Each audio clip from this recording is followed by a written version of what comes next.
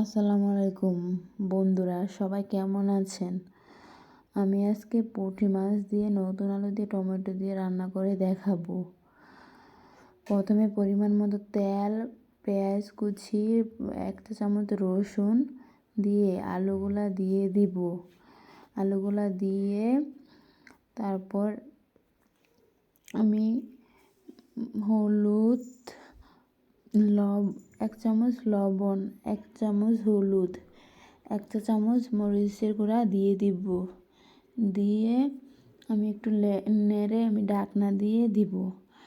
ঢাকনা দিয়ে আলুগুলা সিদ্ধ হয়ে গেলে আমি ঢাকনা সরিয়ে আমি কিছু নাড়া দিয়ে ভালোভাবে আলুগুলা ভেজে নিব। আমার আলুগুলা ভাজা হয়ে গেলে আমি কিছু টমেটো দিয়ে দিব আর কিছু কাঁচামরিচ দিয়ে দিব। টমেটো কাঁচামরিচ দিয়ে আমি আর একটু ভালোভাবে ভেজে নেব। ভালোভাবে ভেজে নেওয়ার পর আমি পরিমাণ মতো পানি দিয়ে দিব।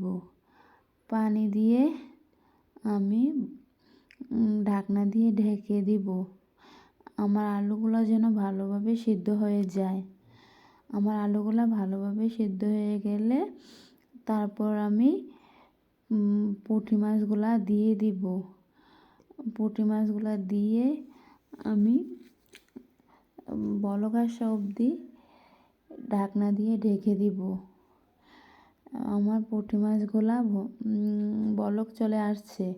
এখন আমি কিছু ধনেপাতা দিয়ে আমার তরকারিটাতে 5 মিনিট রেখে আমি নামিয়ে নেব চুলা থেকে। আমার তরকারিটা এখন রেডি হয়ে গেছে। আমার তরকারিটা হয়ে গেছে, এখন আমি চুলা থেকে নামিয়ে নিচ্ছি।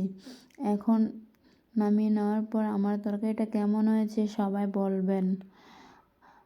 বন্ধুরা, সবাই ভালো থাকবেন। আসসালামু আলাইকুম।